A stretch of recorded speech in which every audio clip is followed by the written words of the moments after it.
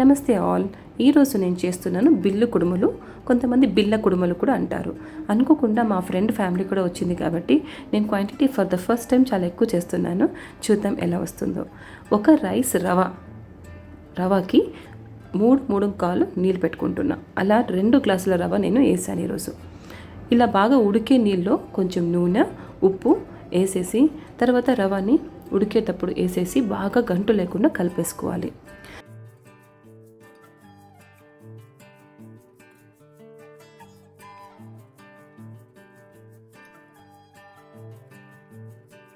ఇంకా దీనికి నేను మూత పెట్టేసి స్టవ్ ఆఫ్ చేసేసి పక్కన కుక్కర్లో కూడా పెసరు బ్యాళ్ళు, నేను కొంచెం మొసరు దాల్ కూడా యాడ్ చేశాను. దాన్ని మనం ఉత్త బ్యాళ్ళు మాత్రమే ఉడికిచ్చేసుకోవాలి. ఇంకా పప్పుకి మిరియాలు, జీలకర్ర పౌడర్ రెడీ చేసుకుంటున్నా. 1/2 టీ స్పూన్ మిరియాలు, 1/2 టీ స్పూన్ జీలకర్ర, దాంతోపాటు తెల్లగడ్డలు, ఆనియన్ కూడా కట్ చేసి పెట్టుకున్నాను. ఇంకా గిన్నె పెట్టేసి నూనె పెట్టాక ఓన్లీ ఆవాలు వేస్తాము, కరివేపాకు. దాని తర్వాత తెల్లగడ్డలు వేసి కొంచెం ఫ్రై అయినాక ఆనియన్స్ వేసేసి అది కూడా కొంచెం మగ్గినాక మనము రెడీ చేసి పెట్టుకున్న పౌడర్ని కూడా వేసేస్తాము. దీంతోపాటు మనము పచ్చిమిరపకాయలు పేస్ట్ వేస్తాము.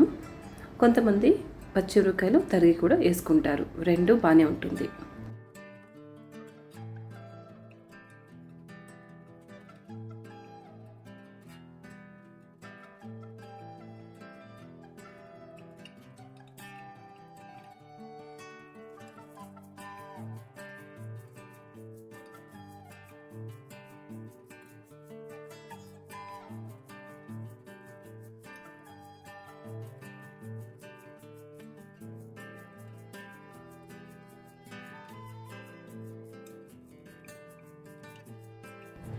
ఉడికిండే పప్పుని ఇంకా స్మాష్ చేసేసుకొని రెడీగా పెట్టుకుందాము.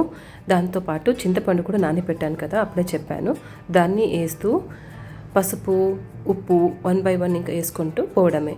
నేను ఇక్కడ ఇంకో చిన్న గిన్నెలో పెట్టి అన్ని ఐటమ్స్ స్పైస్ ఒకటే తక్కువ చేసి నేను చేస్తున్నాను. ఇది నా కూతురు ఇప్పుడు 5.5 years. తనకి ఒక 4 years ఉన్నప్పటి నుంచి నేను ఇలాగే చేస్తాను.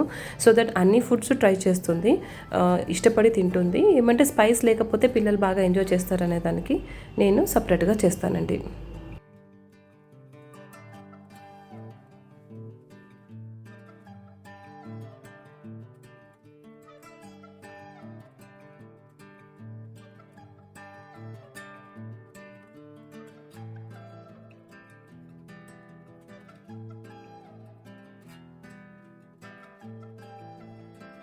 ఇంకా ఆల్మోస్ట్ పప్పు అయిపోయిందండి. కొంచెం తరిగి పెట్టిన కొత్తిమీర వేసేసామంటే పప్పు రెడీ అయిపోయిందండి.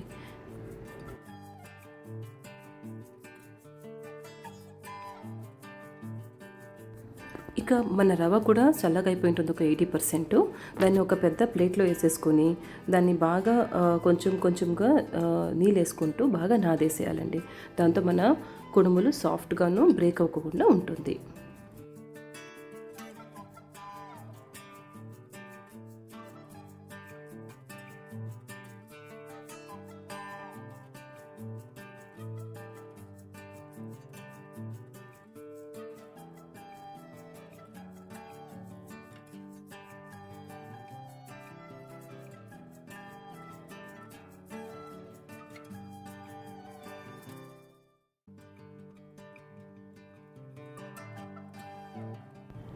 ఇకపోతే మనం ఇది వామ్గా ఉన్నప్పుడే ఇంకా మీడియం సైజ్ లడ్డు సైజులో ఇలా బాగా చేసేసుకొని దానికి ఒక చిన్న గుంతలాగా బొట్టనెలతో ఇలా మనం గుంత చేసామంటే చాలా బాగుంటుంది.